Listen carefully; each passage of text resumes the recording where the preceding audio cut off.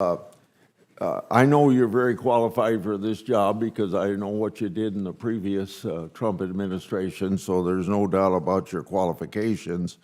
I got some questions along some things that I've been believing in farm programs, and I'd like to have you answer. I've been an advocate for one overall amount of money that one farmer can get, and that one farmer ought to have dirt under his fingernails in order to qualify for payments. I got nothing against big farmers getting bigger.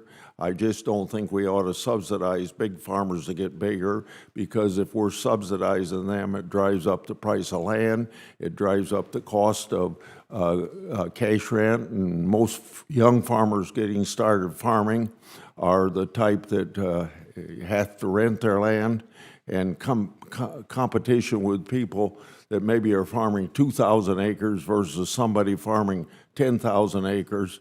There ought to be not a limit on the size of the farm, but there ought to be some limit on how much the federal government's going to help, because the principle of a safety net is that we have a safety net for the last 70 or 80 years because there's certain size farmers, small and medium-sized farmers, that don't have any control over Nixon freezing beef prices in 70, or Carter putting a grain embargo on in 79, or even the uncertainty that comes with the way that Trump is doing business. So I say we ought to be helping those that are hurt by things beyond their control. So that's why I advocate a limit on farm payments. Do you think that there should be any limit on how big a payment would go to any one farm operation?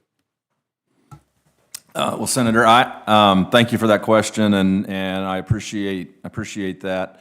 I don't know that I have thought about that necessarily, but I would say that whatever Congress says is under that definition of actively engaged, what the payment limitations are.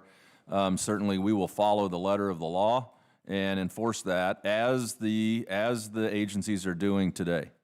I wasn't going to bring up actively engaged, but I don't think I have so much a question on it, but it'd be a matter of informing you how I see it within the Department of Agriculture. Sometimes Congress has expended the term actively engaged, so people don't have to actually be involved in the management of the farm operation to get some help from the farm program. But some of it has been done through either guidance or regulation within the Department of Agriculture, and I've seen it expanded even under Democratic secretaries of agriculture, but for sure Republicans have done it. And I think if you're involved in any of those regulations, you ought to review what they are and see if they haven't gone too far. Because when third cousins can start getting some benefit from a family farm operation, it's not right. So I'd just like to have you take a look at it. Secretary Rollin is focused on supporting small farms. Do you agree that payment limits help protect small and medium-sized farmers, or is this something you want to say you haven't given a lot of thought to yet?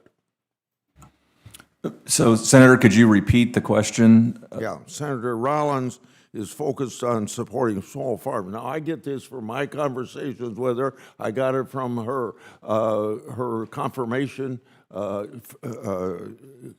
conversations we've had.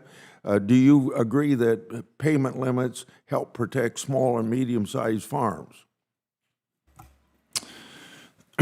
So I think, if I understand the question correctly, I think that payment limitations on smaller farms, typically the producer that's operating a smaller farm doesn't necessarily bump up against the payment limitations.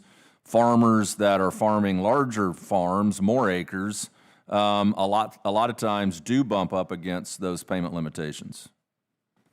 Okay. Did that answer your question, Senator? Yeah, you've answered it. Let me just finish with this.